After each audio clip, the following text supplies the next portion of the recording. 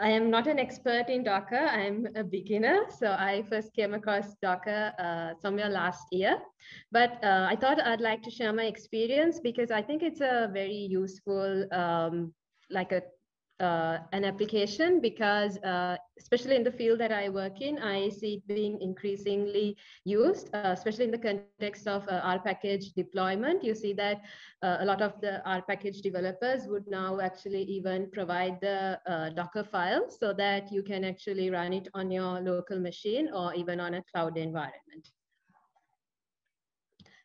So today's agenda will be, so I'll just give a basic introduction to Docker and how to use it with R, and then we'll look at some examples and then also take any questions you might have.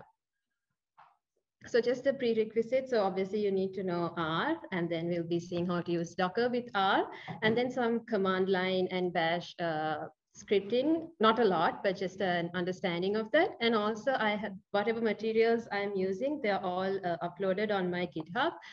So my GitHub is my name itself.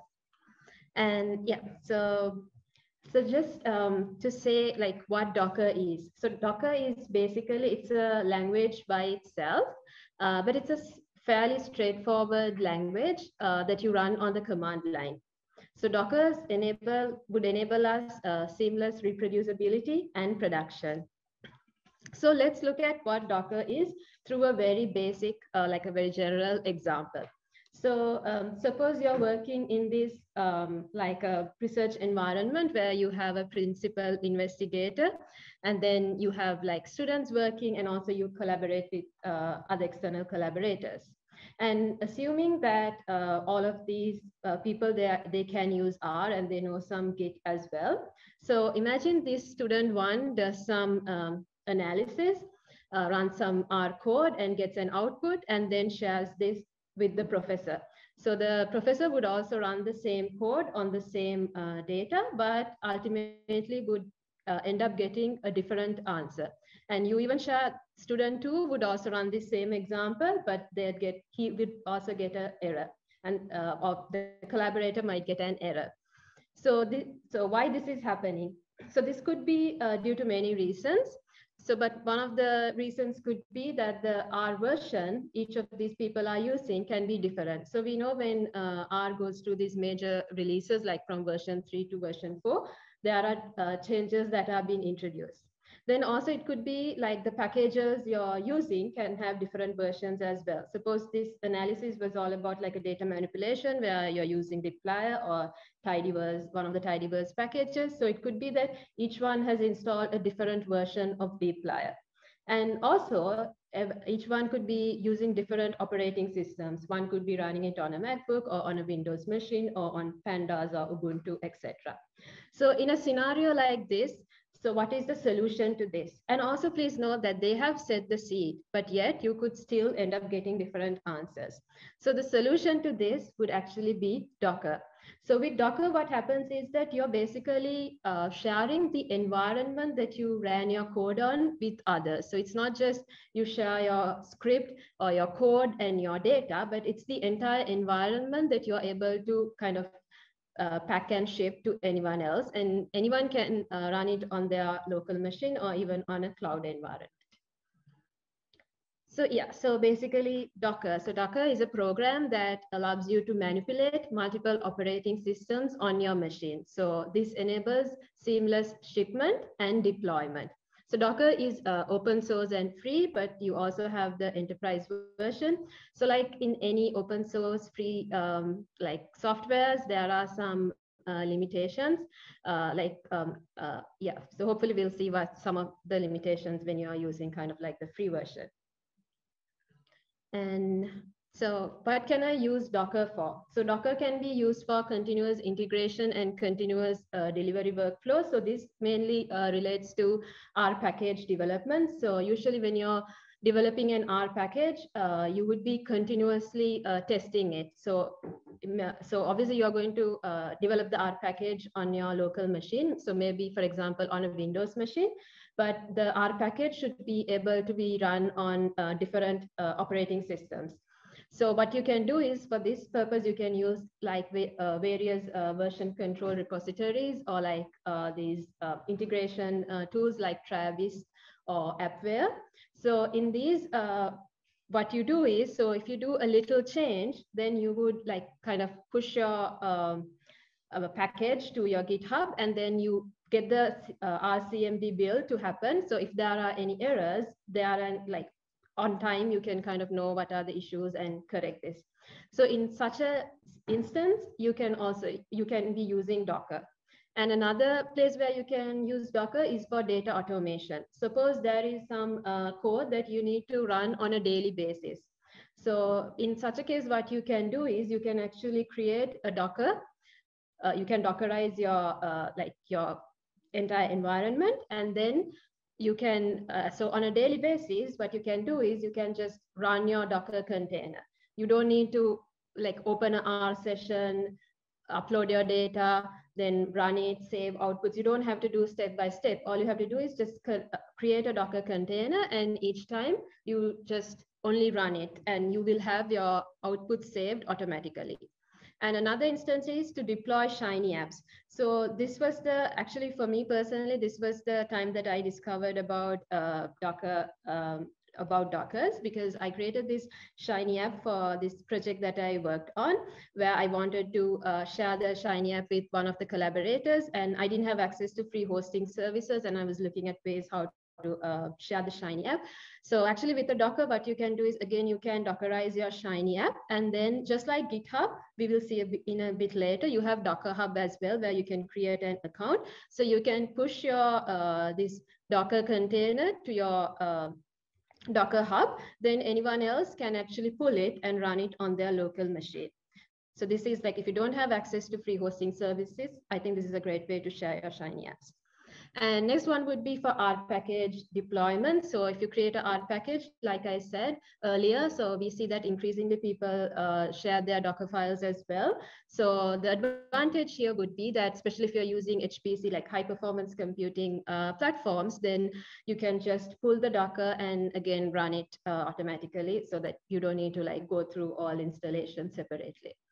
And then like what we're talking today, mainly the focus about reproducibility. So just like the example I mentioned earlier, so another very relevant example might be, suppose we are doing some analysis and then we are writing this draft and we are sending it to sending it for review.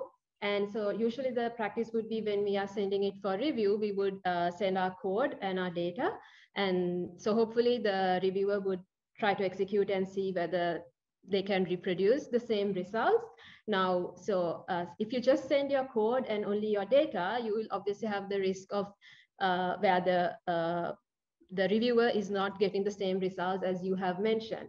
So to overcome this, the best method would be to send your Docker container itself. So this way you will be sending the environment, the entire environment in which you did your analysis. So the same versions, the same R package versions, the same R version. So there is no reason why they would end up with a different result as to what you said earlier. Okay, so just this is again a continuation of the previous slide. So why use Docker? So due to all these reasons, as well as its fast, consistent delivery of our applications. So so Docker is a streamlined, has a streamlined development life cycle. So it's very easy to share with everyone, and responsive deployment and scaling. So because it's highly portable, again, anyone can run it either on their personal laptops or on a cloud environment, and then to run more workloads on the same hardware. So because Dockers are usually very like it's streamlined, so, and it's lightweight and it's fast, so you can like run multiple containers on your machine. So installing Docker.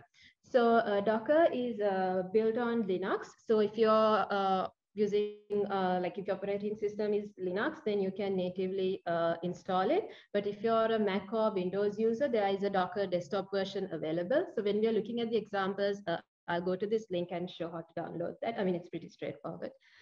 And so that's how you install Docker. So then in Docker, so there are basically two objects. So you have images and containers. So images, it's just like a text file where it gives the set of instructions. So it tells you, okay, take this operating system, download this R version, download these R packages, or run these R scripts. So it's basically a list of instructions. So once you have your list of instructions, you will next have to build that. So when you build it, you will ultimately end up with a container. So a container is a runnable instance of an image. So once you have a container, you can basically manipulate it. You can run the container, you can stop the container, you can execute it. So there are so many different options that you can do with it. So just going back to images. So in a image, you actually get different layers, which we will talk about. And so it's kind of like important to uh, pay attention to these layers when you're creating Docker files. So this is like the Docker R flow. So it's going from like up to, from down to up. So you start with the operating system. So it can be like Linux, it can be like Ubuntu, some kind of an operating system. It's based on Linux, so it should be like a flavor of some Linux. And then after that, so those who use Linux, you know that, so Linux is kind of like a fresh environment where you need to have to install everything. Like for example, if you buy a Windows machine, so it's hardly that you have to install compilers for running R. All we have to do is just go to the R website and download R. We don't have to really worry too much about the dependencies, the compilers, etc. But however, now with Docker, you have to first install all the dependencies, the compilers for installing R. So this is like, then it's going to be your second layer. So unless you install these, you won't be able to install R, obviously. So then your third layer is going to be, so you're going to install R, any version that you like. Then on top of that, you can install the R packages based on your requirement. So, and if you want, you kind of want to automate your script, so then you can also introduce like a R script. Sorry, there shouldn't be a space here. So you have, then you can have it and tell your container to execute your R script. Okay, so let's look at an example. So now I'm creating this like a Docker file basically. So I'm saying the first is I'm so in another thing in Docker is that, okay, I think we'll see that in one of the slides that are coming next. So basically, you will create an image from an existing image. Like you can't start everything from scratch. So here it's more like I'm saying, okay, first install Ubuntu. Then once I do that, then the compilers required and the dependencies. Then on top of that, I'm like, okay, now install R version 4.0.0. Then these are the packages I require. So I'm like, install these. And then I name this, I tag this as RStudio 4. So now so I first have my image, then I build it, then I have my container, and then I run my container. So, and I use this. So after some time now, there's a new version, like a new release for R, like 4.0.3 maybe, and now I want to update it. So then what I do is, so I tag it again. So now this time I tag it as RStudio 402. And so the first two layers are still going to remain the same. So the advantage with Docker is that, so in that case, it would actually cache these two layers. So only the one that where you updated your R version and above, like the ones that are going to be affected, will be reinstalled again from scratch. Because when you build your first container, you will see that it may take some time, like somewhere around 20 to 30 minutes or even more than that. So now this way, since it would cache the layers, like the unchanged layers, it's going to save you some time. So these two will be cached, and beyond this point, it will rebuild again. So again, you're like, this is your new layer. Okay, so the Docker approaches. So when you're developing a Docker, so you can, when you're like building a Docker, so you can build it from scratch, or you can use existing images. So we'll see what building from scratch means and what building from existing images really mean. But I just want to talk about the advantages and disadvantages of that. So like in anything, if you're building it from scratch, obviously there is going to be high customization. Like you can decide what exactly you're installing. And so then this also gives optimization and also it's a good learning experience. So this is something that I would, if you're planning on using Docker, I think this is something I would suggest, just at least build one from scratch. But obviously the disadvantages are going to be that, so you kind of need to know what are all the dependencies. Otherwise you end up getting errors and you kind of have to go back and debug and see what happens. So which means more testing is required. And kind of the straightforward approach would be to use built-in Docker images. So they're like out-of-the-box images. So the biggest advantage is going to be they are already tested. So it's highly unlikely that you will get an error getting their image. So then it's quite straightforward. So you can easily be using it. And the limitations are going to be, so since they are built by someone else, so it's according to their specifications, according to their needs. So therefore it's kind of going to be limited and there's little control for you over there. Okay, so now we are coming to Docker file. So again, we'll see a real example of this, but so in a Docker file, you will see that, so these are some of the commonly used labels. So from would tell you, so it's basically you start by pulling an existing image. And then label is like, you can say I'm the maintainer and give your name and email address. And run is like you say to run something on the command line. And copy would be taking from your local machine, copy onto your container or like vice versa. And then, so environment, env is kind of like where you set your variables, and cmd is kind of again to execute it. Okay, so so I think most of you already know these two, so these are like some of the basic commands you will be seeing in Docker files. So sudo is like kind of like super user for you to install something. And then wget is like from a link, you go and get that, like download it. Curl also is something similar. So R script is kind of where you're running running R on the terminal. And so bash is useful if you have multiple R scripts to be run.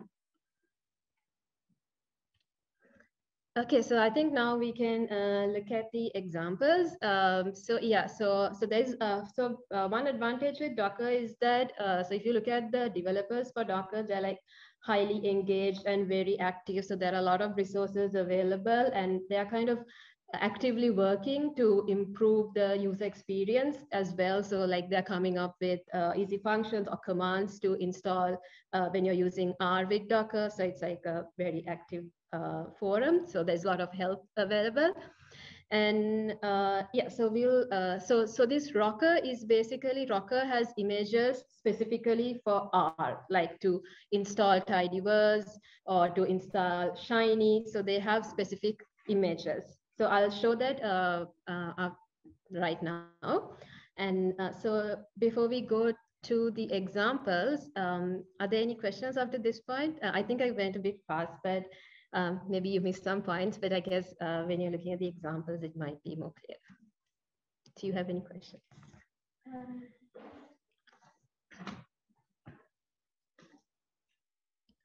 Should I stop the stop share? No, that's fine. So if there is any question, feel free to unmute yourself and ask question now, or you can also use the chat window. I think the example that you gave at the very beginning, that when you try to run the code and share between different collaborators, or even, I don't know, your colleague or your friend, there would be some discrepancies. And I personally faced this problem, especially during my PhD, because when I was running the code and then I would share it with someone else in my group, and then they would use a different computer and the result was slightly different. So I think this is very, very helpful. And also it makes your code to be reproducible. I had actually two questions from this part. My first question is whether, so it is Linux based, right? So I cannot create a Docker on my Windows machine, right? You can, we'll see that. Oh, so that's good. That's great. That's one question.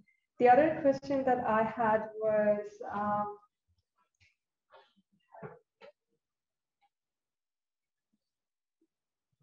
so if you are the person who has developed the Docker, right, and then you're sharing it with other people, and for instance, if my R version, if the R version on my machine, it's not the latest one, it's like I don't know, version 3 or whatever, am I still like, do I have to update my R, or if you share the Docker with me, I don't have to be worried about the versions of my libraries, the packages in my own machine? No, so since you're creating, so what happens is that first you start like the normal R process, right? You start your coding and you do your analysis and all that, and then you decide I want to create a Docker. So that's when you would be creating one. So so you're creating it on your machine. So whatever the version that's you're currently using, so that is the version kind of. Oh no, I'm sorry. So do you want I am the user, right? So yeah. someone else created Docker and then they would share it with me and I like want to use it, right? Oh, you want to use it, then you don't have to worry. No. So I don't have to be worried about the, because the version of the libraries or packages in my own machine. Because you're not opening it on your RStudio. So you will be doing it on the terminal. Ah, so it's like how we do it on HPC. Yes, We're like on the command line, we're like R. So it will be on the command line. Got you. I mean, you can do RStudio as well. So on your local host, you can host your RStudio and right. So okay, that's convenient. So I don't have to. You have to highlight the separation between your project and your actual machine. Okay, yeah, that's true. During the example, shall I mention it? I feel that if you have a library on your computer, it has nothing to do with the library version of it. Yeah, right. Thank you. So yes, so maybe I think I was not really clear on that. So whatever R version you're running on your local machine is not going to affect you because you will be building it from scratch. So you're not doing any kind of, you're not pulling anything from your existing environment. So it's more like you are deciding what version do I need. So you install that. So you have control over everything. What happens in your local machine doesn't affect your content. It's an isolated environment.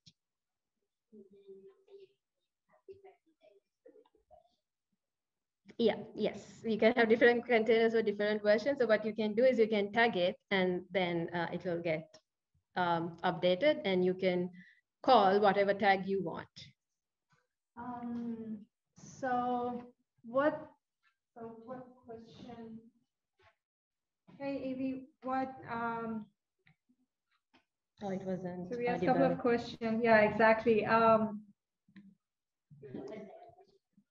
So maybe we go to the examples. Yeah, exactly. So I was wondering, like, what was the answer? Because we asked a couple of questions. I don't know which one you are talking about. Yeah, exactly. Because like when you ask question from here, we are using the computer audio.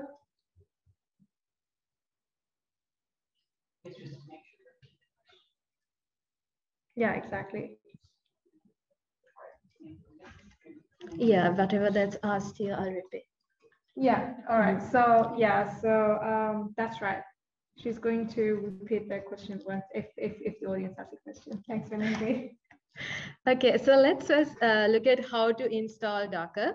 So now I am running everything on a Windows machine, so it doesn't matter. It's just that Docker is built on Linux, but you can so install Docker for here. You can see there are different options available for Mac, for Windows, and for Linux. So obviously, if you're a Windows user, you can like download this, and it's pretty fairly straightforward like any installation. So you can install it.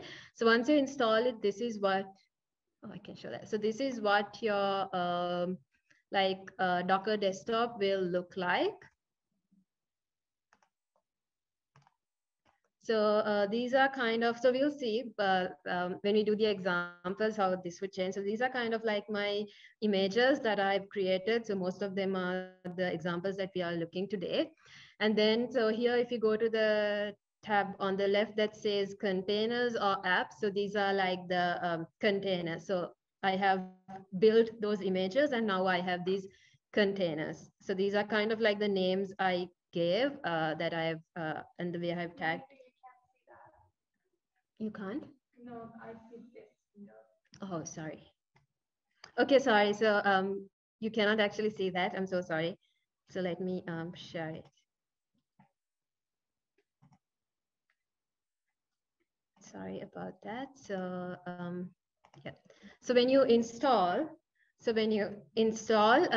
Docker desktop, so this is what your Docker desktop will look like. So these are the images that I have created. So most of these are the examples that we will be looking today. So these are the images. And so I've taken some of these images and built the containers already, so which I can see from this containers tab. So these are like based on the name I give. So you can kind of run them from here itself, but we'll see how to do it on the terminal. And yeah, so so just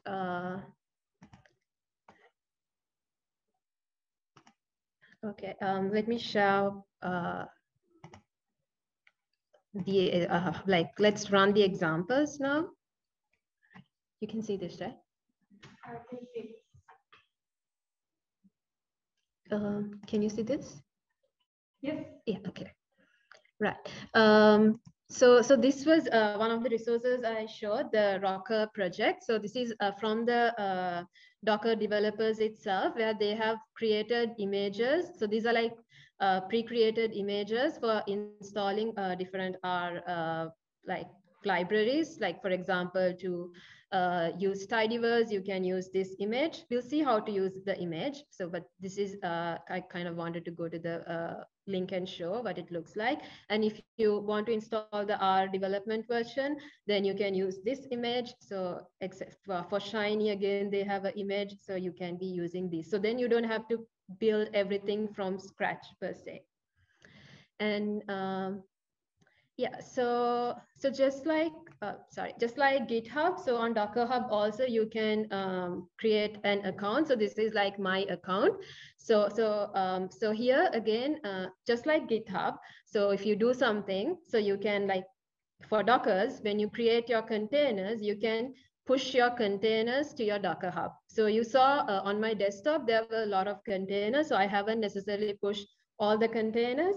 I have pushed some of the containers. So here you can see that these are public repositories. So anyone can actually pull these containers. So any one of you can actually use this as your base image.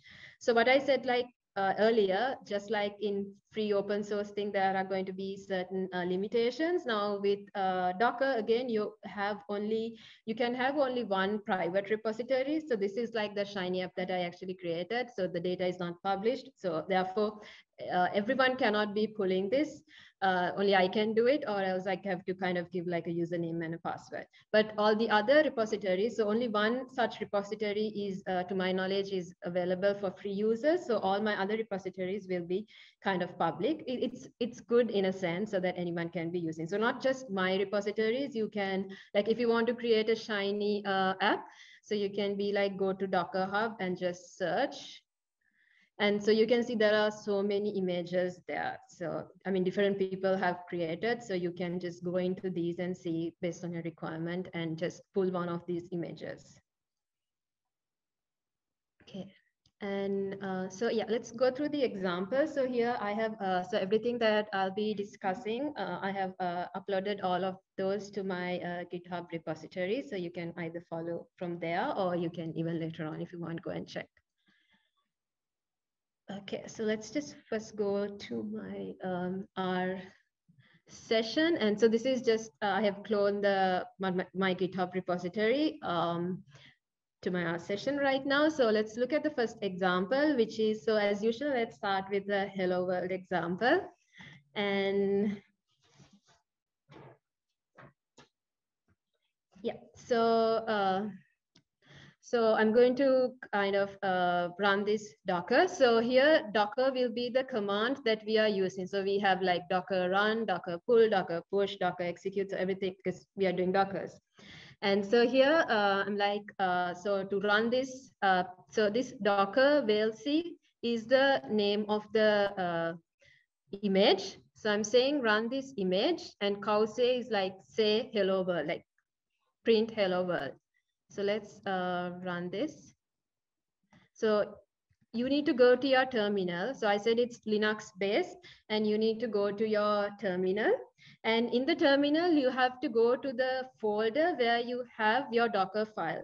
So my Docker file is in Our Ladies Brisbane, and this particular example is in exercise 1, Hello World, a folder. So I need to first go to that folder, and once I go to that folder, now I can run it. So I have already run this. So therefore you don't really see the build or the layers. So yeah, so basically it just prints hello world and the Docker logo. That's it. Okay, so now let's look at like a real example. So let's go to example 2. I think example 2 was, I'm sorry, I have to shift change between like windows. So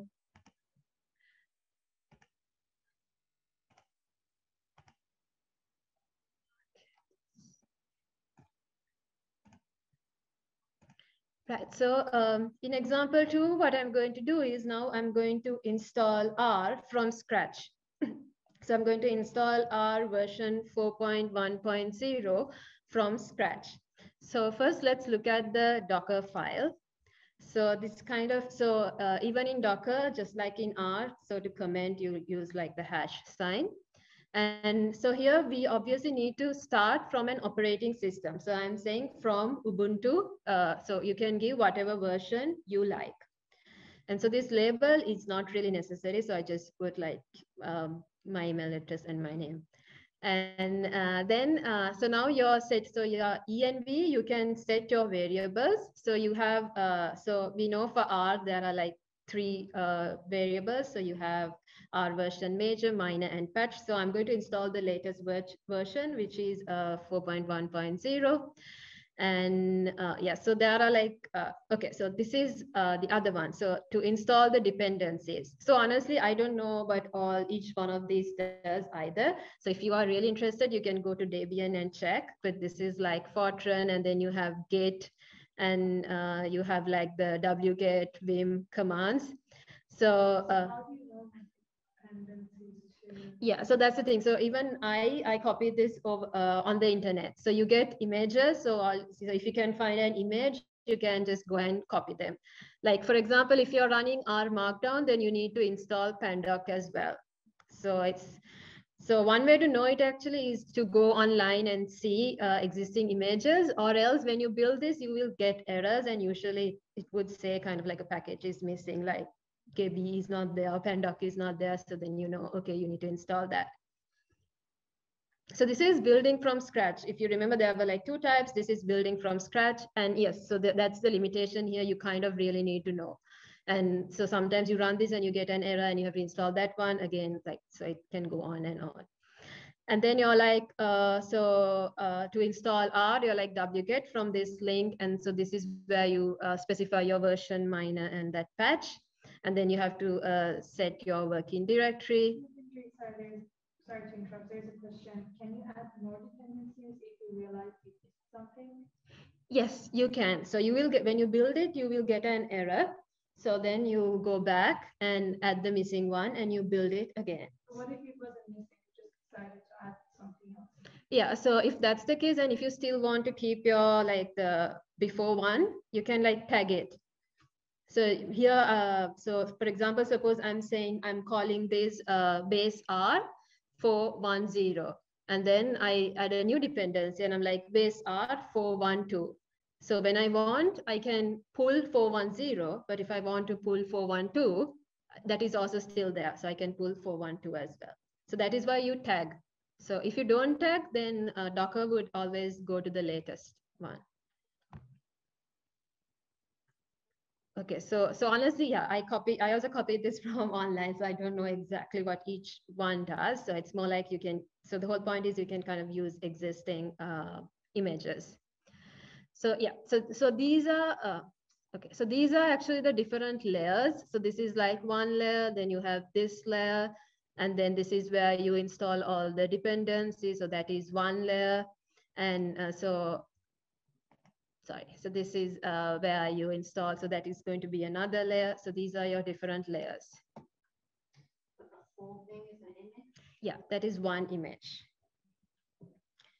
So with the layers, what happens is that, so if I don't change anything here in installing my dependencies, and it's only I update my version, so then all these dependencies will not be installed again. It will be cached. So that's the advantage of dependencies. And that is why you have to kind of be conscious when you're having your layers.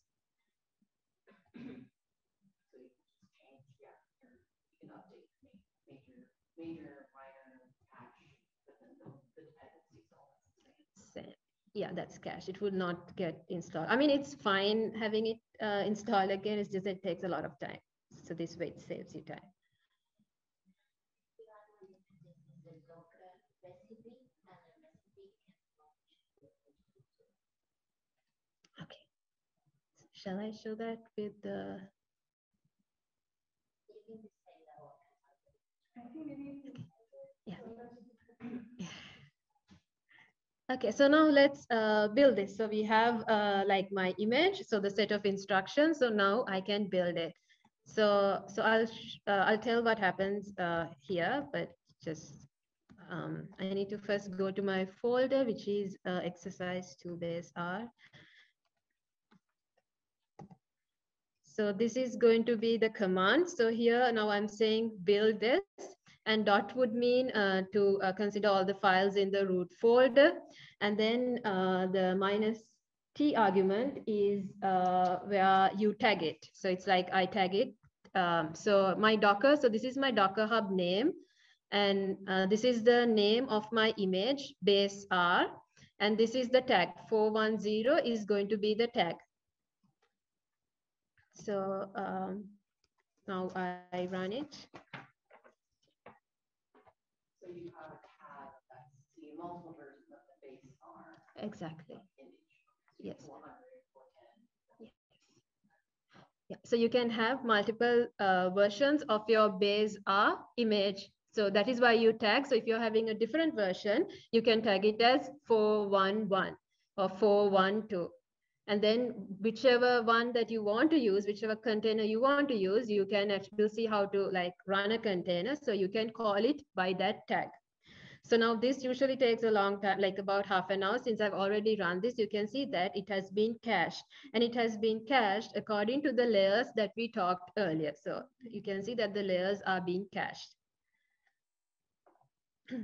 So this is how you build it. So now you have your container. So the next one would be, so now I can push this container to my Docker Hub account. So then I say Docker push, and I give the name with the tag. So this is kind of like the version I want to push to my Docker Hub account.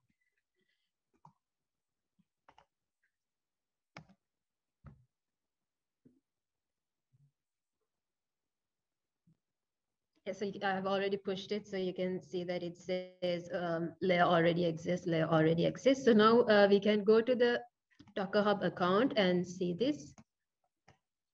Can I get rid of this? You can go to more. Okay. Yes. Okay, cool. Thank you.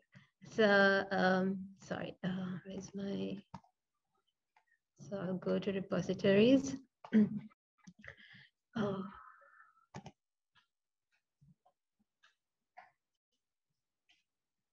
Yeah, so you can see base R, so this was the one.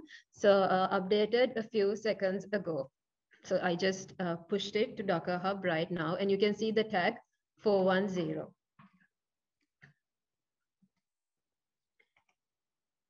Okay, so now I have built the container. So you don't have to always, like I said, you don't have to always push your containers to your Docker Hub account, only if you wish to. So now let's try to run this.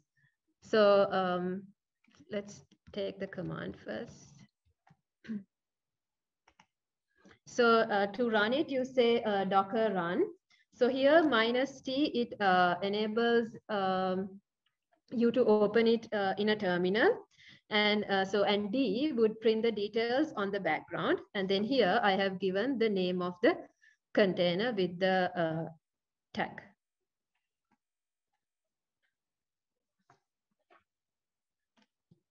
So now this is the entire name of the container. So now this is running. So, but we have to execute it. So for that, we need to get the container ID. And to get what are the containers that are already running, you can type the command docker ps. And so here it gives the container ID and the image name and all that. So now we can go and try to execute it. So for that, you say docker execute, and you give the container ID. And this is because I want to kind of open it in shell.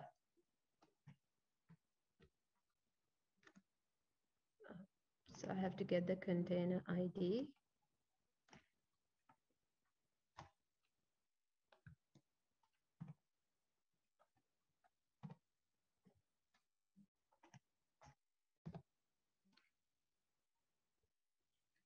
Okay, so now this is same as running R on a terminal. So all you have to do is you call R, you're like R. So you can see this is the version that I installed, 4.1.0, and this is R. So let's just see. So let's see whether we have dplyr here or not. What do you think? Will we get dplyr? So obviously no, because we didn't install dplyr, so there is not going to be any dplyr. So we can see what are the packages there. So obviously it will be only just the base packages. So you can see the R version. So you have attached base packages, R stats, graphics, and so on and so forth. So let's see how to now install a package. So let's quit from this. So in order to exit, you have to type in exit. So yeah, so we are out of it. So we'll look at the next example.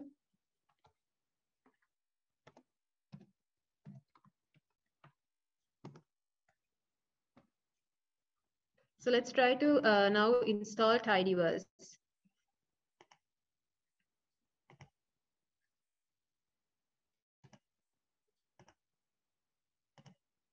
Okay, so here now we are going to try to install tidyverse. So let's look at the Docker file. So now I've already created the R environment with R version 4.1.0. So I'm not going to create it again. So I am going to just pull that image now. So because I've already pushed that to my Docker hub, so I can now use it. So basically I'm like, use this.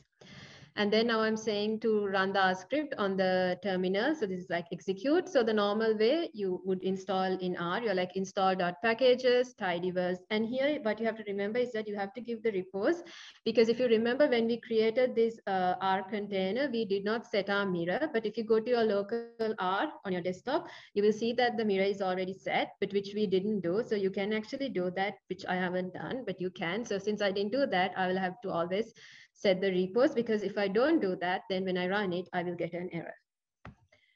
Okay, so let's run this. So it's the same command, but this time I'm going to name it as tidyverse, and my tag is just going to be latest.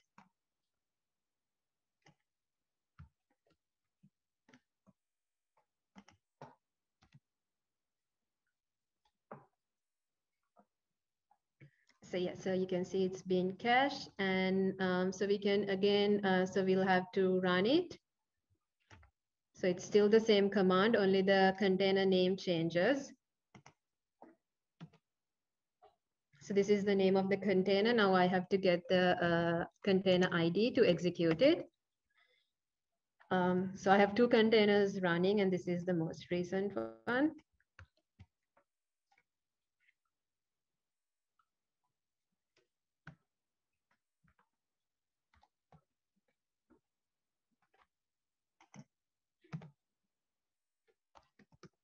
So here we can see library dplyr. So yeah, we can see now dplyr, like tidyverse, all those packages are being installed.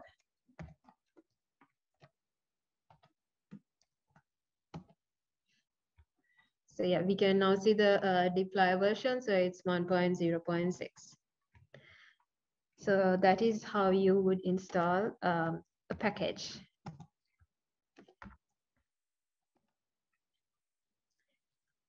Okay, right. So example 4, maybe I'll just go through it because it's the same thing, but instead of using the container that we created, so this time I'm going to use a container from Rocker.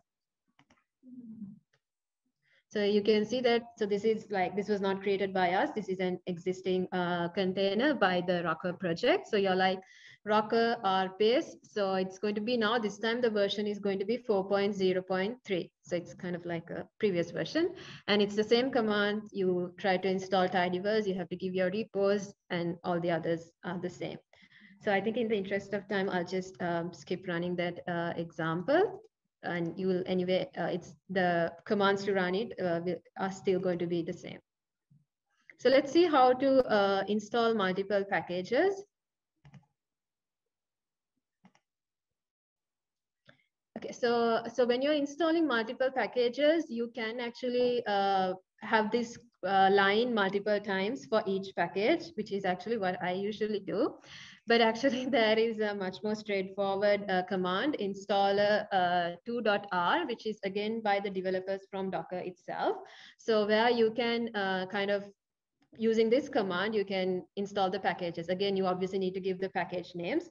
So here, error means that if you get an error, to kill the build. And so here you can see that this is done in 3 layers. So this is where like the layers are important. And so you can see like you kind of combine the packages together. So this is like the data manipulation packages, you have it in 1 layer. And these are like the modeling packages in 1 layer, and then the like the visualization packages in 1 layer. So it's more like for visualizing, you require a new package. So you kind of can add it to this layer. So then these layers will not actually change. Do we have to provide the versions for each package? Yeah, we have to. And if not, then just For the package. For this package, like installing packages. For our packages, no. So if we don't, they will get it from like the latest one. But if we want, we can give that as well. So here, so yeah, so if you want to change one of these packages, you need to only change one of the layers, not all the layers. Other layers will be cached and will not be affected. Okay, so we can build this one and see. I have to go back.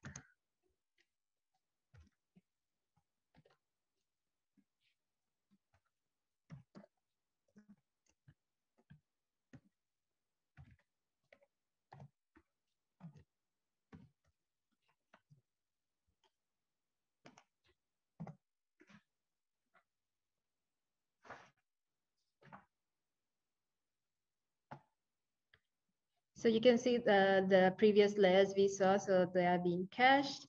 And again, we'll have to run it. So we have to get the, okay, we have to first run it.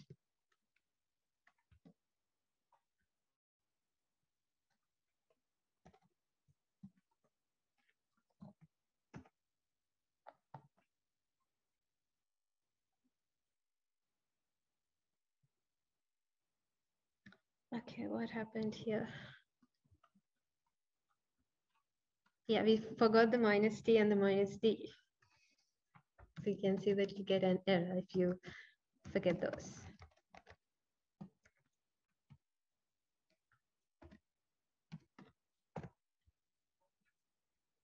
Yeah, so we have the container created. Now we have to get the container ID. So we have 3 containers running currently, and so we have to put docker execute IT, then we have to open it in shell.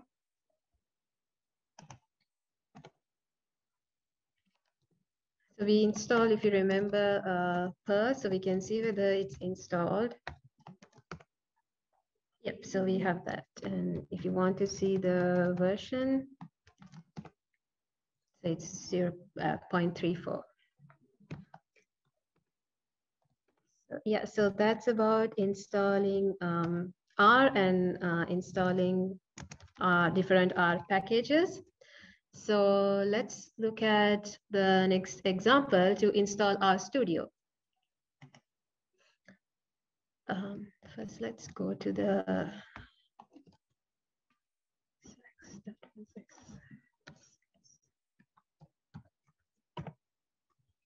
Okay, so to install RStudio, there are a lot of other like configuration files that you need. So I have all included them on my GitHub repository. So you don't have to do any changes to these. You can just download as it is. So, but let's look at our Docker file and yeah, the Docker file.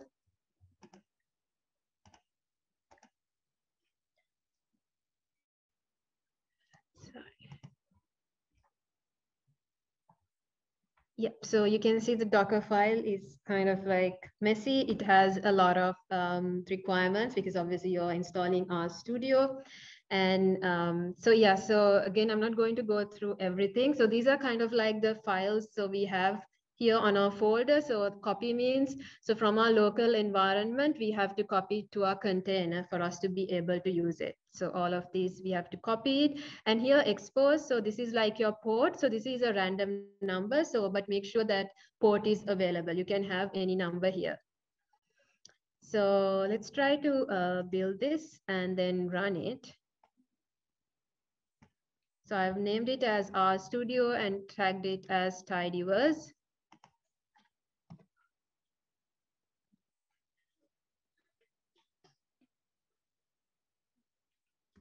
Yep, and then to run it, so we have to give the port here. So this is like to kind of allocate us the terminal, and here to map the port. So the port from the Docker and the port on my local machine. So I'm using the same port, and then execute it. And for RStudio, you need to give like a password. So I'm just using like random password. And then this is the name of the container that I created. So let's run this.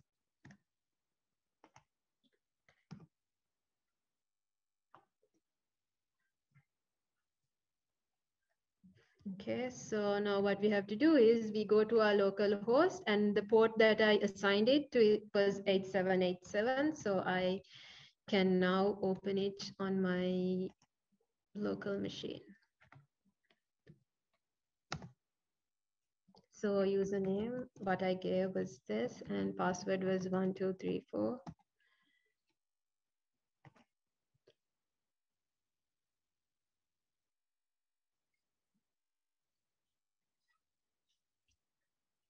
Yep, so we have RStudio.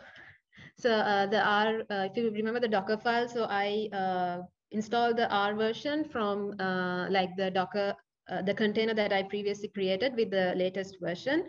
So yeah, so we have it here. So the latest version installed, and then obviously we didn't install any packages. So you will have only the base packages. If you want, we can check. So yeah, so just the base packages installed, and that's it. So you can obviously, to this image, you can add different packages you like, and you can just work like normal RStudio. So once you install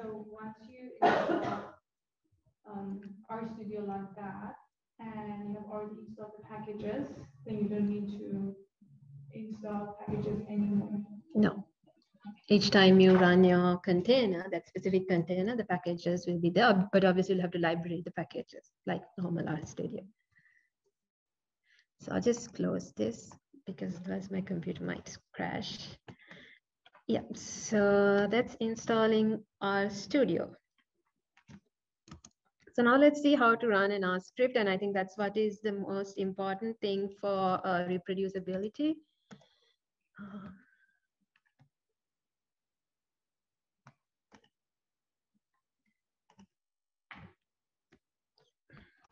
So here's a question.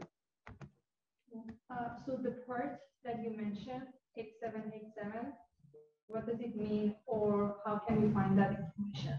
No, it's a random number, so I just set it. All I have to make sure is there's nothing else running, I can put like 38, 3838 or 87. So it's a random number. All I have to make sure is that I have not assigned it to something else. There's nothing else running on that port. Yeah, yes. And is there a range for numbers? No, I don't think so. Was it maximum? Yeah, maximum 4 digits.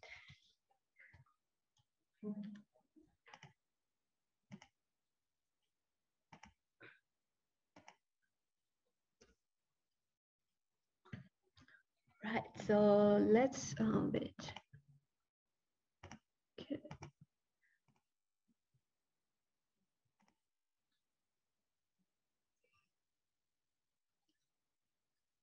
So let's see how to run an R script, and also to run an R script every time that you launch your container, so it would kind of automate that entire process.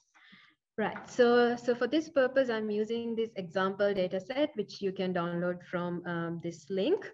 And so basically it's like a CSV file, and you kind of have some records, like you have your variables and values for those variables. So which I have saved in this data file, so this CSV file. And then I also have this code. We'll go through the codes. So which I have installed, which I have included in under the code folder. So the first code, the R script basically is to install these 4 packages. And then I also have a script to kind of do some data manipulation. So it's more like I first library the 4 packages, then I read in the data, then I want to plot it, and then I want to save some of the manipulations I did on the output folder. Then I also want to save the plot. So this is kind of like a very simple example of running an R script, something that we usually do every day. And so this is what my Docker file will look like. So I again should start from an existing image. So this time I'm using the Rocker from Rocker, so like R-based to use the latest. And then so inside my container, I first need to create these directories that I have on my local machine. So these are on my local machine, data folder, code folder, and the output folder. So I want to make these folders on my container as well. So once I do that, I say, now copy these from these folders, copy this R script, the install packages.R script, and copy my script. So only telling it to copy the files will not be enough. So I have to ask it to run it and also to execute it. So to run this R script and then to execute the final R script. So these are like my set of instructions. So now, so this is my Docker file. So now let's try to run it. So again, the same thing, the same command, docker build. So first we have to build it.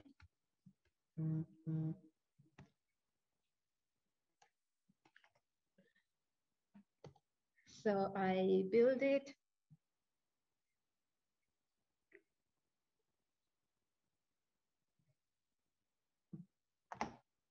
Okay, so I have built it. And if you just go back to the script, you can see that.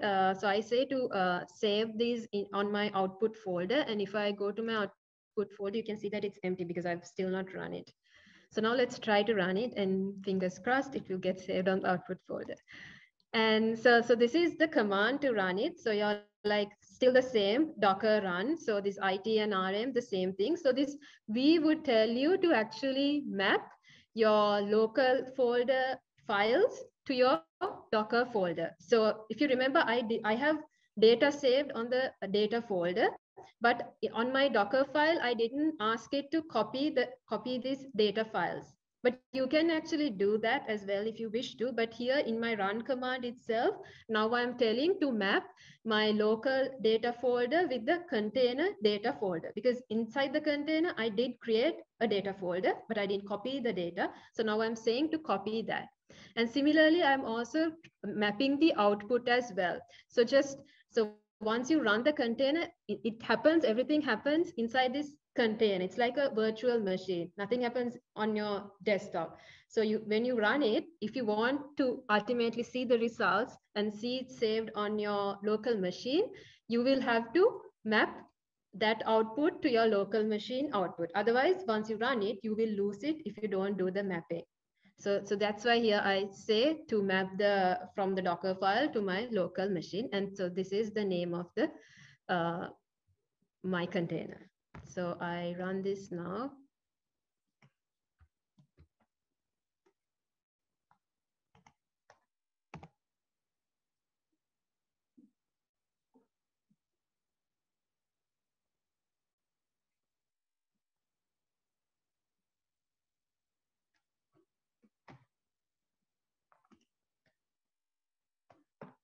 So you can see the packages were like library, and yeah, so hopefully, so let's see whether this was run. So the way to check that is to see whether the outputs are saved. So yeah, so we have the outputs. So basically, back on your command, whatever would be output in the console shows up in your command line? Yes, it does. So the question was whatever that was that's happening on the console, you kind of see it on your terminal as well. So a good way to be like, so this was a very simple script that actually just took only seconds to run. So, but if you're running something like that takes about an hour and you don't know what's really happening inside, so the best method would be to have that like messages print, so you know which step is running right now. So like every time you look at your terminal, you know like where is it? Otherwise, you kind of have to wait for 1 hour and you don't know where it got stuck. So that would be like a recommendation. So this is a good way to kind of automate your R scripts. So if you have something that you have to build on a run on a daily basis, so you can make a container, and then all you have to do is just run your container. That's it. You don't have to log into your R terminal, run scripts, load data, nothing like that. All you have to do is just one command and all the outputs will be saved. Yep, so that was about running an R script. So I think this is where reproducibility comes in. So you can kind of like automate your entire thing, and yeah, and also you have your outputs. So I'll just quickly show how to like kind of run, Dockerize a Shiny app as well. And so let's look at the Docker file. And yeah, so here we are seeing, we are looking at how to Dockerize a Shiny app. So for this purpose, I have kind of created like a toy example. So using from the, like, so I've used for this purpose from the Dharmaratne data. So those who are into bioinformatics will know what Dharmaratne is. Otherwise, there's the link, so you can go and check. And I created like a Shiny app. And so now I'm trying to Dockerize it. So again, I'm using the Docker base image. And then also I have to install some libraries. So here with Shiny, so I'm using R Markdown as well. So I have to then kind of install pandoc and all those libraries. And so here, yeah, so I'm using the run this like the R script command to install all the required packages. And so then, so you know, with a Shiny app, you need to have like the UI and the server, or everything can be in the app.r file. So this is like my Shiny file. So I'm telling my Docker to copy the Shiny file, and then my data. So to run the Shiny app, the data is stored in this Dharmaratne folder. It's taking a long time to open. Yeah, so until that opens, so I'm asking, so I'm telling to copy the data from the Dharmaratne folder to my container as well. Then I need to kind of install the Shiny server. Then again, so this is like my data. And then to run the Shiny app as well, I need to allocate a port. So this time, so that's why I said it was a random number. So this time I'm just randomly assigning 3838. Yeah, just like RStudio. And then this Shiny server, so that's again like a bash script. So I have included that as well. So to run the Shiny server, so you need to copy that as well. So this one, Adi, can you see this? No. No, okay. So this one I'll try it. I won't run it on the terminal because I've already run it. Um, so hopefully I'll show how to use the Docker app. Hopefully it would run. So let's see. So yeah, so so here you can see, so this is, so I've already, just like I showed previously, I've already built it, run it, and then I've pushed it to my Docker hub as well. And then so now I'm just trying to run this. So I'm like start, and then open in browser. So now hopefully this will open in my browser.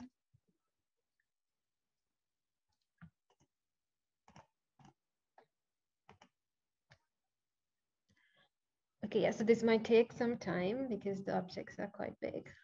So you have a question. Yeah. Do you have to use the app or can you keep your containers without it? You need to install the app. So that is where you get the Docker command, right? You can't just go to command line and start typing Docker. It won't work. You have, that is where you do the installation. But it's just that you don't have to always run it from the app. You can use the command line to run. Now, like I showed, it was just a matter of click on the desktop version. Yeah. But earlier I was showing how to do it on the command line. So whatever you wish. But obviously you need to install it to run Docker.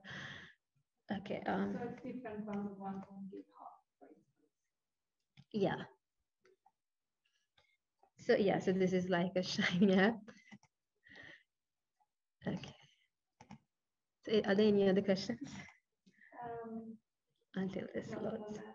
Okay, cool. So yeah, so this is like how to Dockerize your Shiny app. So like I said earlier,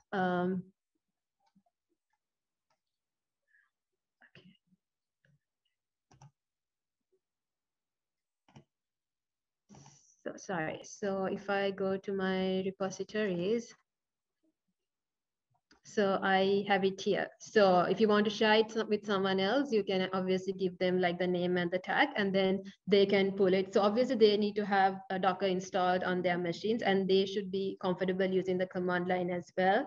And in that case, you can actually easily share your Shiny apps.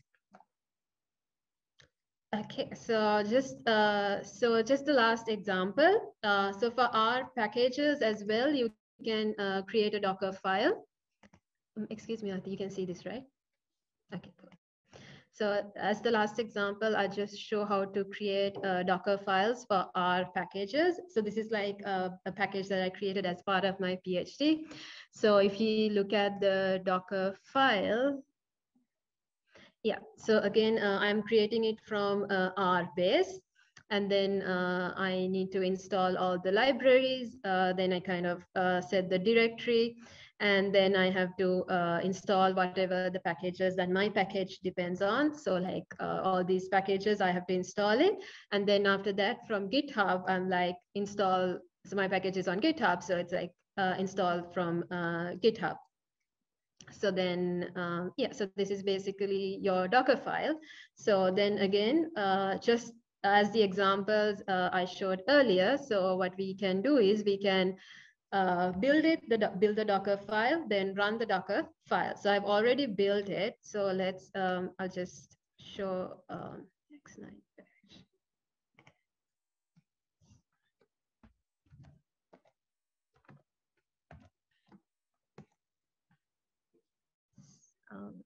Let's try to run it.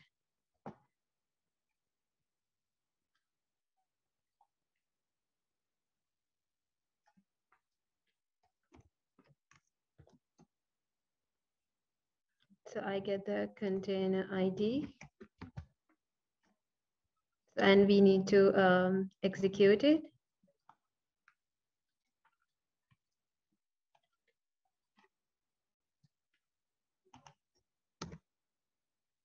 So now I can open R, and then I library the package.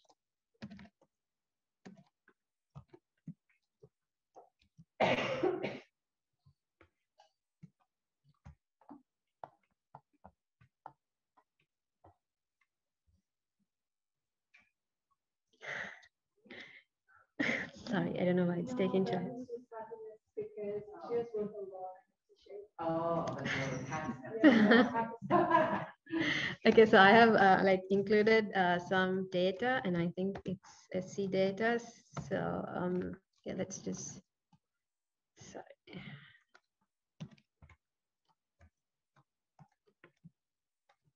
Yeah, so we can see that the package was actually installed. So this is advantages because, I mean, you don't have to go to CRAN and kind of install it, especially if you're using HPC, then you can kind of just run the Docker container itself. So you don't have to worry about the dependencies and all those other things. So this is like a easy way for you to share your packages. Yeah, so that's about it. That's it. Just that. So if you have any questions, so I've also included some basic commands which you can go later and see. Yeah, so if you have any questions, I'll be happy to take them. That was a great talk, Malindrie. Thank you so much. And I think obviously she has worked so hard to create that package ST shape, but like the way she explained it, I mean, she makes it look so easy. Just copy that and then go to the command line, just paste that, and that's it. So I think we all know that's a lot of hard work, and it usually doesn't. It's not as easy as she shows, but like the way she explained it, she's always like that. Like if I have a question about, like, I don't know, some statistical things, I think the way she explained it is perfect. And it's really, really well. So thank you very much. Well done for this talk. And thank you so much for the opportunity. I really appreciate that. No, I mean, and thank you everyone for joining as well. No, that's great. So I think one of the questions that was asked was, what is the purpose of Docker and what are the advantages with our studio? So obviously, as Paula said, reproducibility is one of the main advantages, but I think based on also what you explained, it's super easy to share the code with others, and also it's robust. So at the very beginning, when you gave the example of like different people are using different machines with different operating systems, and then different versions of our studio, our packages, so on and so forth. But like in your experience, what is the main advantages of using Docker? So I think, like I said earlier, it was mainly to do with sharing the Shiny app because I didn't have access to free hosting services. So that, I think that's one of the biggest advantages. And again, to share your package. So I think especially, so these packages, mostly in bioinformatics, they are run on high dimensional data. So it's kind of hard to run it on your local machine. So if you're using HPC, I think a great way to deploy it. It's more like you're creating your own software container, right? You don't have to worry about any dependencies installing. Like, for example, my package depends on bioconductor. So, but someone who is using my package will not have to worry about any of that. All they have to do is just pull the Docker and it will do the rest. Like you have to do is just run it. That's it. So I think those are one of the biggest advantages with Dockers. And I don't think there's actually going to be an advantage in using R Studio. It's more like R on a terminal, because I mean, who would want to kind of open R Studio on your local machine? I mean, if you really want that visualization, yes. So it's more like the I don't think R Studio per se. It's more to do with running like data intensive packages and all that that you can create your container, and then all you have to do, and for automation, obviously. Yeah. So all you have to again do is just say Docker run, and you will have all your outputs saved. If it's something that you have to do on a daily basis, so you can just say Docker run every day, and that's it. Yeah, and also the other thing, I mean, I think one advantages of our studio is that you don't have to be worried about, I mean, they used to say you don't have to be worried about library path and everything, because what CRAN has made it super easy to install packages. But right now we see that with so many packages coming up, like so many people, they don't use CRAN anymore. So you really have to go like manually and install them from like the GitHub page, right? So even for that, I think well, obviously it's still easy to install packages from CRAN, and then you don't have to be worried about library path and everything.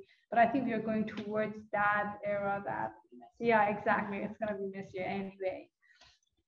Okay, so question is, do we need to use Docker Hub if we don't want to share the container publicly?